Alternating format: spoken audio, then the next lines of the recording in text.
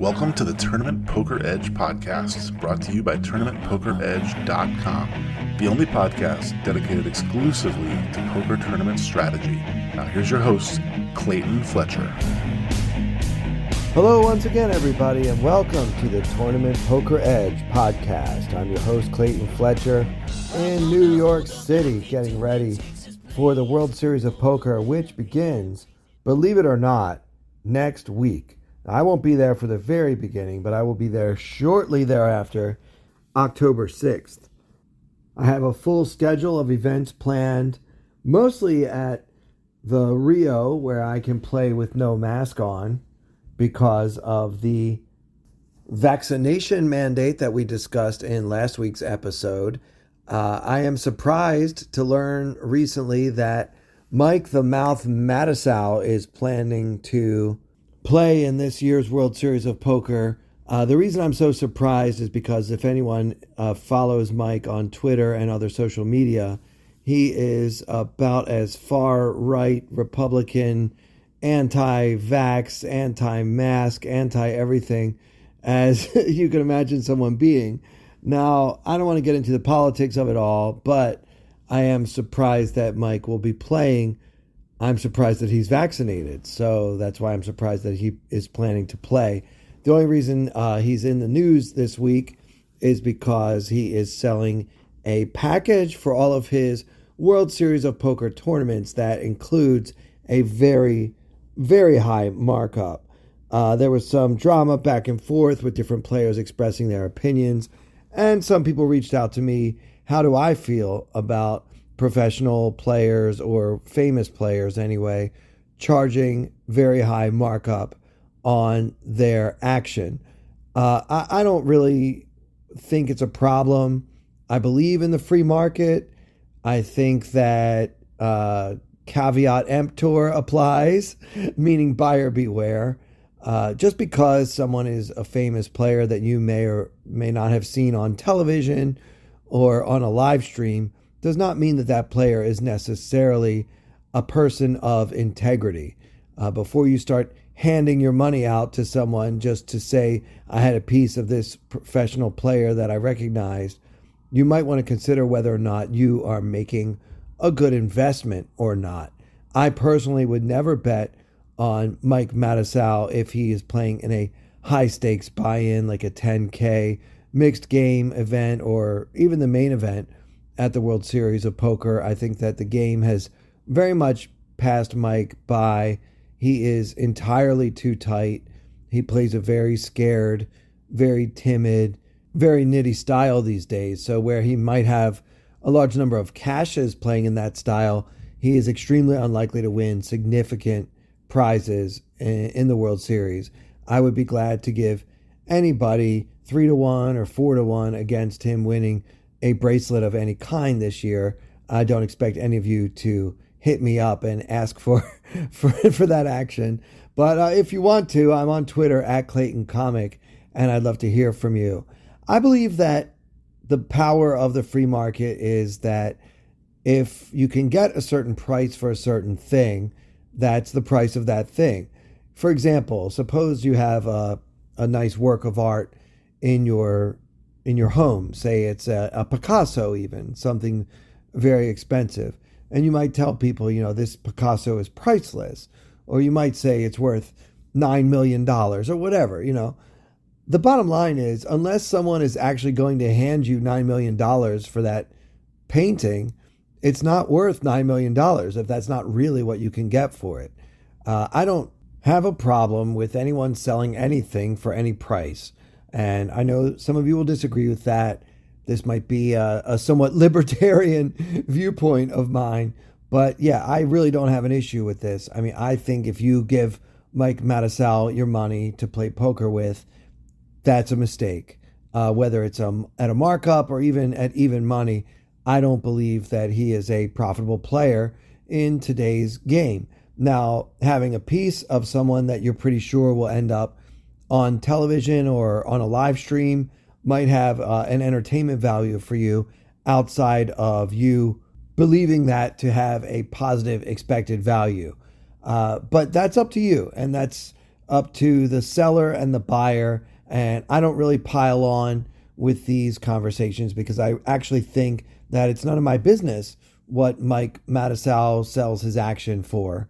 A lot of poker players are policing this stuff, maybe with the spirit of trying to protect the unaware sucker who might be willing to give someone too much money for a piece of the action. But to me, that's none of our business, and we should all stay out of it. All that said, I am not selling action for my World Series of Poker this year. Although if I did, I imagine I would probably have to pay you to take some. All right, before we get into our continuing hand history review of my recent final table performance in the Boski special on ACR, which, if before you get too excited, it was an $11 buy-in with like 1,600 players. So, but yeah, don't think that I final tabled something huge. I do want to talk about a tournament that I am extremely, and I mean extremely, excited to play. That is not part of the World Series of Poker, and of course, you know I'm talking about the Windfall Classic Mystery Bounty event. I am so excited for this event. I love the idea of taking the payout structure of a typical No Limit Hold'em multi-table tournament, which lately in the last few years has more and more rewarded players who don't take a lot of chances and just try their best to survive as long as possible and maybe wait for the nuts until they get dwindled down to a few chips. And even then, they try to hang around just long enough to climb the ladder one more little pay jump. Well, taking that whole pay structure and turning it right on its head, rewarding people who choose to gamble a little bit, to me, this is very exciting. So let me tell you about this tournament. It is a 2-day event with 3 starting days, the first of which is Monday, October 11th, and this is going to be at the Wynn Casino, where they do not have a vaccination mandate. So you will be required to wear a mask unless the rules change in the next couple of weeks until this tournament begins.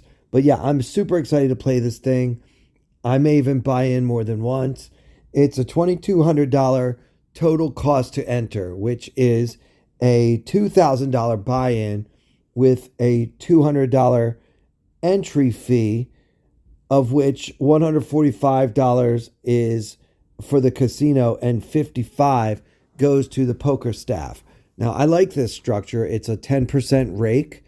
I don't care how you split up my rake. I like the tip, the staff surcharge, whatever you want to call it, being included in the buy-in so that if I happen to go really deep in this thing, I don't feel obligated to throw the dealers an extra $5,000 or $10,000. The event has a $2 million guaranteed prize pool, of which at least $700,000 will be in the bounty prize pool. Now, the way this one's going to work is that if you survive on to day 2, which again is taking place on October 14th, everyone who survives to day 2 will become a mystery bounty. So the bounty on your head will not be known until after it is collected.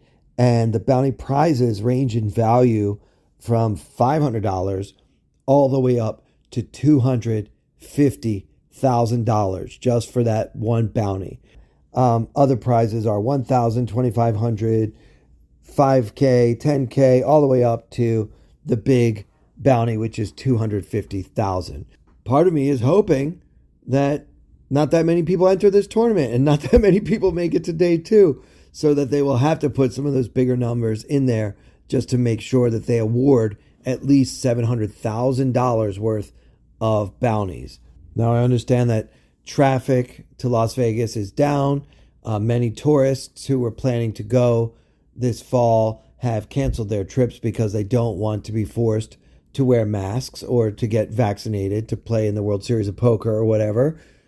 So, yeah, and that is also evidenced by the unbelievably cheap airfare I was able to grab for my trip upcoming, as well as many, many hotel rooms being available now that were not available prior to the government there announcing the mask mandate for the casinos. So there is some chance that this $2 million guarantee will actually have an overlay. And that would mean that if I manage to make it to day 2, I would have a better chance than ever of possibly collecting that big $250,000 mystery bounty, which I've been excited about ever since I thought the World Series of Poker was going to be doing this when they first announced the schedule pre-pandemic. I really like how the Wynn took over this event, and they've made it their own, and I'm very excited to play in that. Maybe more excited than I am for the actual main event at the Rio in November, which I'm also definitely going to be playing. And of course, as you guys know, I'm not the tightest player in the world, and I think that bounty tournaments tend to reward players who are a little bit more aggressive, take a few more chances, and so that's certainly the category into which I happen to fit. So I'm looking forward to playing. Hopefully I'll run good, collect a bunch of bounties, and then find out how much they're all worth afterwards. Should be a lot of fun. Great way to combine poker and gambling. So super fired up about that. Excited to play at the Rio, the Venetian, and the Wynn next month. Right now I've been busy doing lots and lots of comedy. I have a new, I guess what you could call a home club. That's a term comedians use for just the club in the city where they live, where they perform the most. Now, I do shows all over town, but lately I've been getting quite a few bookings from this great place called West Side Comedy Club. As a matter of fact, if you're in New York City this weekend, I will be appearing at West Side Comedy Club on 75th in Amsterdam, Friday and Saturday night, and you can get tickets at westsidecomedyclub.com. So I'm having a lot of fun working there. It's a great club. Last week we had Bill Burr stop by and work on some material for an upcoming special that he's rehearsing, and he had a friend with him that many of you would recognize, a guy named Jerry Seinfeld. So we had the luminaries in the building, and most of the comedians were just trying not to pee their pants seeing their heroes walk in the door. So yeah, I'm trying to get as much of that in as I possibly can before I leave for the series, because the truth is, once I get to Vegas, unless we happen to arrange some kind of comedy night for the poker players, I will mostly be focused all day, all night, and even in my dreams on my other career, which is card player. So I like to try to get as much comedy in right before I leave for the series. The only difference this year is that it's already like late September, early October before I head out there. And normally this would all be happening kind of late spring. So very familiar to me, this futile attempt to try to get comedy out of my system, knowing that I won't be able to have many performing opportunities while I'm going to be busy, hopefully final tabling every single tournament that I play all fall. I almost said summer, but I'm learning. But yeah, I'm just doing as much as I can now and enjoying it, knowing that I'm going to have a big comedy break for about 6 weeks beginning October the 6th. Last thing I want to tell you guys is if you have Poker Go, you can see me do commentary for the 3K Freeze Out WSOP event on Poker Go on October 8th.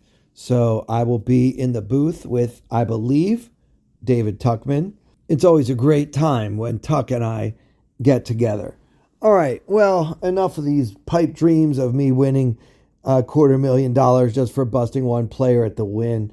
Let's get back to basics and talk some more about this $11 buy-in on ACR, the Boski special. So this thing has a $15,000 guarantee, which they actually did reach on this occasion.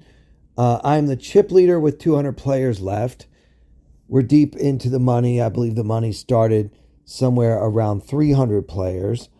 The prize right now is probably like $20 though, because it takes a long time before the prizes get even a little bit significant in these ACR tournaments that pay 15 to 20% of the field, and therefore the payouts move up very, very gradually.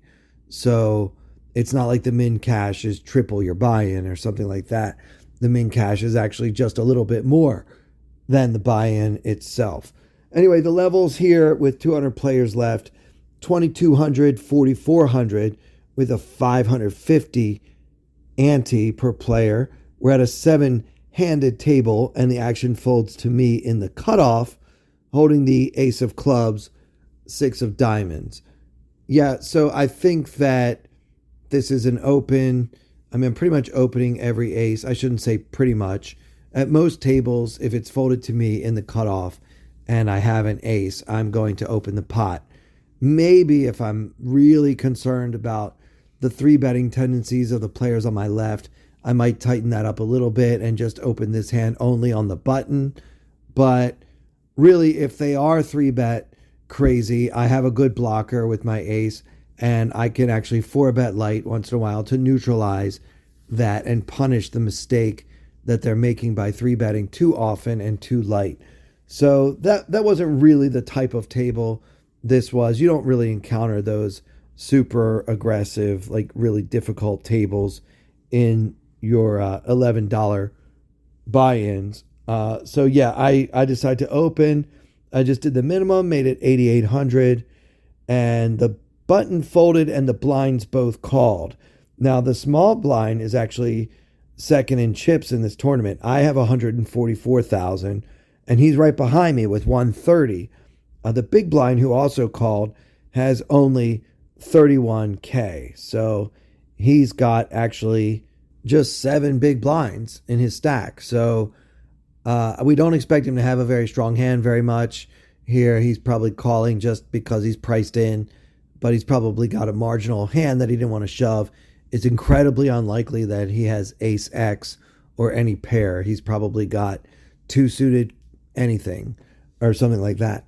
So anyway, 3 of us see the flop, and with about 30K in the middle, it comes king of diamonds, 5 of clubs, 5 of diamonds, and my opponent's check to me. Again, I'm holding the ace of clubs and 6 of diamonds. So yeah, my hand could be good here.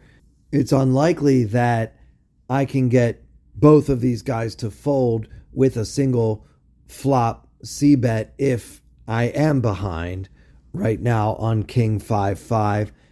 It's the kind of flop that doesn't hit very many hands. I suppose it's a bit better for my range than that of my opponent, and having the 6 of diamonds in my hand is a somewhat significant card because it does block flush draws. So let's talk about the opponents. The small blind, who again is second in chips in this tournament that I was actually chip leader in, is a Lithuanian amateur, as far as I can tell. He's very, very loose aggressive. He's been doing quite a bit of 3-betting, check raising. He's running 37-27. Those HUD stats are for players that play way too many hands and play them too aggressively. So that's the best way I can describe this fellow. The big blind is almost a polar opposite of him. He is a tight and very passive sort of player, as you can sort of see by the fact that he didn't shove pre-flop with whatever he has, but was willing to call passively and is probably not going to make any moves here on the flop. So those are our opponents. Does that change your mind at all about whether or not we should c-bet?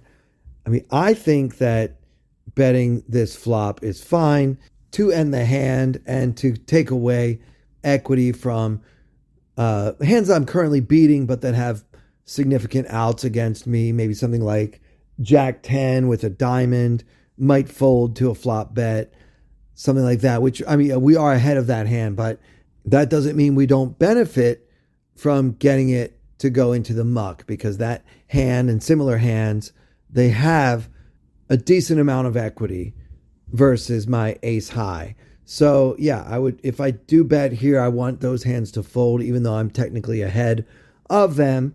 I think the play here is just to check and possibly do a similar protection bet on a blank turn, a non-diamond turn that doesn't seem to help anyone. If they both check again, then you could maybe do like a delayed continuation bet on 4th Street. I think that's better. In game, what I decided to do is go a little bigger than pot, just because our opponent in the big blind has 31K when there's 2,250 in the pot. So I bet that much, expecting him to fold everything other than a king or a 5. And then, of course, the small blind being as loose as he is, I need to bet a little bigger to get him to fold a little bit more of his range. And I'll be honest with you guys, I don't like it. I think checking is a much better play here. I should check behind in position and see what happens on the turn, both in terms of the card that comes out and in terms of how my opponents respond to it. So, yeah, I'm not a fan of my play here, but I did make a slightly larger than pot size bet. And the small blind, the bigger stack, called and the big blind folded. So now we are in position, heads up, in what is now a very inflated pot. There's 95K in there. And the turn comes the 4 of spades. So our board is now king 5, 5, 4 with 2 diamonds. Our opponent checks once again. I don't know about you guys, but when I make a pot size bet, actually a little bigger than a pot size bet, and somebody calls me with another player yet to act behind him, I typically give up because that is just such a huge red flag, sign of strength. I think the worst this player could ever have in this situation is a flush draw, and I'm not even sure that he should be calling with that because it's a paired board, there's a player yet to act, and I made a pot-sized bet. So probably flush draws should be folding a lot, not to say that this guy would have folded a flush draw, but yeah, he's probably going to have a king a lot, or maybe a big pair like pocket tens, pocket jacks, which sure, they might fold if I just keep firing and firing and firing. But is that really the game you want to play with 200 players left in the tournament when you're up against the only other big stack at your table? I think not. So I check behind.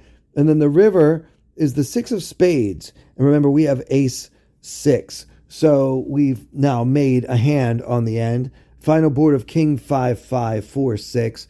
Hero holding the ace 6, and the flush did not come in. And now into 95K, our opponent leads 40K, and the action is on Clayton. Look, you guys know I'm not a big folder, especially against a player who is known to bluff, as this one is. He's very loose aggressive, as I mentioned. Just the problem is when he calls the flop, I feel like the hand reading that needs to come into play is it's such a strong call. It's got to be a strong hand. So even though this bet offers me better than 3-1 on my money, I mean, in this spot, I need about 22% win percentage in order to make calling this bet profitable, or break even, rather, excuse me. I don't think I'm getting that. I think that he announced that he has a big hand on the flop, and I'm just going to have to believe him. I know occasionally he may have a busted flush draw, and so my 6 might actually be good once in a while, but I don't think it's as often as 22%. Even against a player like this one, I decided to fold, and I kind of kicked myself after this one. I lost a lot more than I needed to with that oversized flop bet. There's nothing that 31,000 does on that flop that 10,000 doesn't, as far as the big blind and I are concerned. He's not going to peel and see what happens unless he has at least a king. So not too happy with how I played that hand. I feel like a lot of times I only review hands that I'm proud of here on the podcast. I know that's not exactly true, but it feels that way sometimes. And I don't want this, especially these solo episodes, to ever turn into sick brag podcast where I just tell you all how great I am at poker week after week. I make countless mistakes each and every time I sit down to play. I always do my best, but the game is super hard, and even great players, of which I am not one, but even great players make tons of mistakes when they go out to play. So this was a hand that I would like to have back, and I lost more than I needed to, but I am glad I did not compound my mistake by making a bad call, what I think would have been a bad call on the river. All right, let's do one more hand from this same tournament. Let's fast forward to when there were only 50 players left. Big prize up top, over 3,200. in this $11 buy-in. Now that's a pretty good ROI if you can get it. In this hand, the blinds are 3,500, 7K with an 850 ante, and we're at an 8-handed table. We have 350,000, which is exactly 50 times the big blind, and that's good for 11th place currently with 50 remaining. Under the gun with pocket kings. This is not the same table that we were discussing in the previous hand, a different table, and I'll tell you a little bit more about it as we go. But we are first to act under the gun with pocket kings. Again, 3,500, 7K, and we have 350K. The other stacks on our table now range anywhere from 60K to another good size stack of almost 300,000 at our table. So they're kind of all over the place. I mean, we're obviously going to play the kings, and I'm not a big fan of the limp 3-bet back raise kind of strategy that you saw a lot more, 5 or 10 years ago, but some people still do it. What I will say about that strategy is if you have it and you want to play your aces that way under the gun, you need to make sure that you're not always doing it with only aces and kings. You would need to have other hands in the mix there, maybe like an ace-5 of clubs and 9-8 of hearts, just to kind of have a little more board coverage and just know how to not be too exploitable, I guess. Maybe you could mix like an ace-king in once in a while if you like to play your aces or your kings this way, because it's easy to represent aces or kings when you have ace-king, because you have blockers that make it less likely that any of your opponents have the hands that you're trying to represent yourself. So anyway, I don't do that. I like to min raise it here. I just make it 14,000, and I'm hoping that one of the short stacks shoves. Obviously, beat him into the pot with pocket kings pre-flop. It folds all the way around to the small blind, and he's got 180,000, and the big blind also calls, and he's got 270,000. So he's the third biggest stack at this table. So 3 of us are going to see a flop, and it's 10 of hearts, 8 of spades, 4 of clubs. Not a lot of hands on either of these guys. I've only been at this table for a couple of hands, so the little bit of data that I have on these two opponents is not substantial. What is substantial is this tournament started with almost 1,600 players, and we're down to just 50. All right, so it's 10-8-5 rainbow, and to my surprise, the small blind leads out for 24,000, roughly half the pot. The pot is 49K. The big blind folds, and now the action is on hero with the overpair of kings on 10-8-4. A strange flop for him to take this line. I don't mind having a leading range when you have multi-way action on the flop and you're out of position with like a flush draw or a combo draw. You want to balance that out with some value like 2-pair or a set some of the time. If you like to lead, that's totally fine. But this board doesn't offer that many draws. I suppose he could be doing this with a hand like Queen Jack suited with a backdoor of some kind. So maybe because like the 10 is a heart. So if he has, let's say, Queen Jack of hearts, then I don't mind this play because he has a gut shot. He has 2 overcards. He's got the backdoor flush draw, actually the backdoor straight flush draw with that exact hand. That's totally cool. But I don't know. I don't know in practice in a tournament at this buy-in level what kind of range we can expect our opponents to make this play with. Long story short, we our hand is way too strong to fold, and I don't really see much point in raising because we really want to keep all those bluffs in, as far as I can tell. So I just call, and now with 97,000 in the pot, and our opponent with about 156K in his stack, the turn comes the Jack of Spades. So our board is now 10-8-4 Jack with both the Jack of Spades and the 8 of Spades. Hero with King of Hearts, King of Diamonds. So we don't block any flush draws, but we do block some straight draws such as King 9 and King Queen.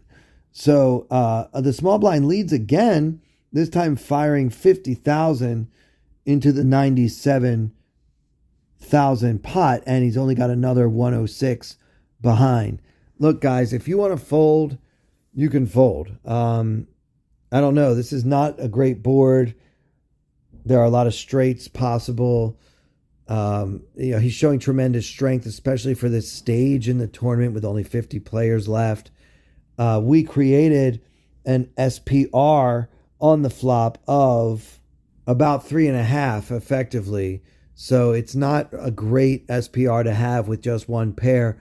And as this board continues to get scarier and scarier, I'm wondering if folding doesn't make sense.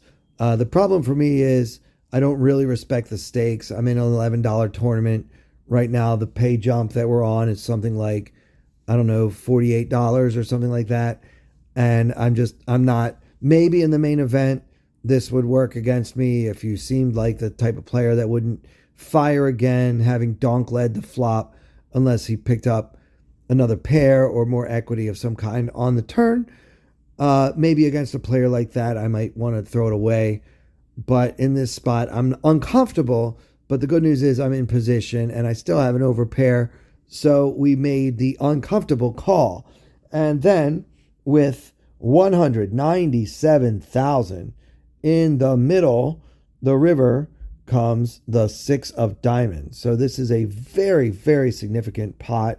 And our opponent shoves all in 106K into 197K. And we've got to decide what to do with our pocket kings getting almost 3-1 on a call. And the board is 10-8 for Jack 6. Let's see, a couple of straight draws missed, hands that picked up a flush draw on the turn missed. This is just a very, very poor spot to be in, holding just a pair of kings on this pretty coordinated, somewhat wet board. I mean, the 7-9 got there, the Queen 9 got there, 7-5, Jack 10, pocket 4s, Jack 8. So many hands that are actually beating us now.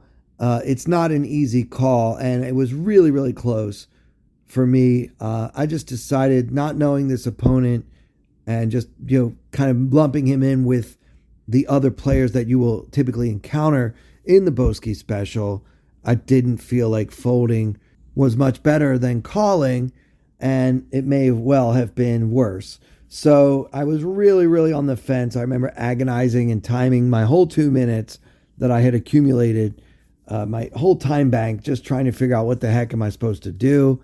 I don't know this guy. He's putting in, just shoveling so many chips into this pot.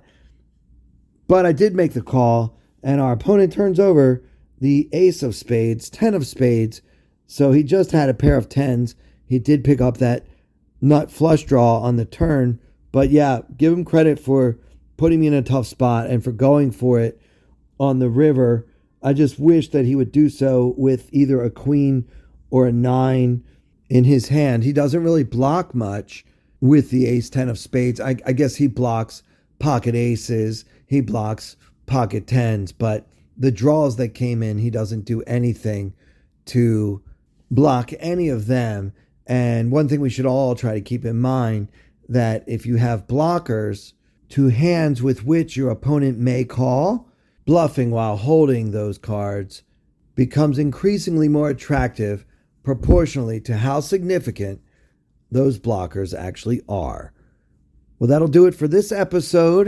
Don't forget about our promo code. If you're not yet a member of Tournament Poker Edge, you can get $10 off of your first month's membership just by entering the promo code PODCAST at checkout and save $10 on your first month on what I think is the best value in the world of poker training sites for tournament players. So for everyone here at Tournament Poker Edge, I'm Clayton Fletcher. Thank you so much for listening.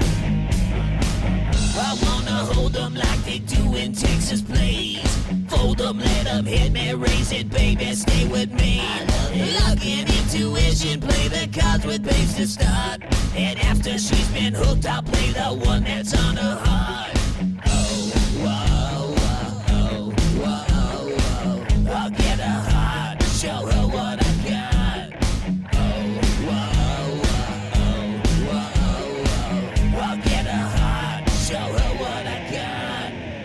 Can't read mine, no she can't read a mile. Poker face, she's got to love nobody. Can't read mine, no she can't read a mile. Poker face, she's got to love nobody. Poker face, poker face. Poker face, poker face. I wanna roll with her, a hard pair we will be. While little gambling is fun when you're with me. I love it. Russian roulette is not the same without a gun. And baby, when it's love, it's not rough, it isn't fun. Oh, whoa, whoa, whoa, whoa. I'll get her heart, show her what I got. Oh, whoa, whoa, whoa, whoa. I'll get her heart, show her what I got. Can't read mine, no she can't read a mile. Poker face, she's got to love nobody. Can't read mine, no she can't read a mile. Poker face, she's got to love nobody. Poker face, poker face. Poker face, poker face.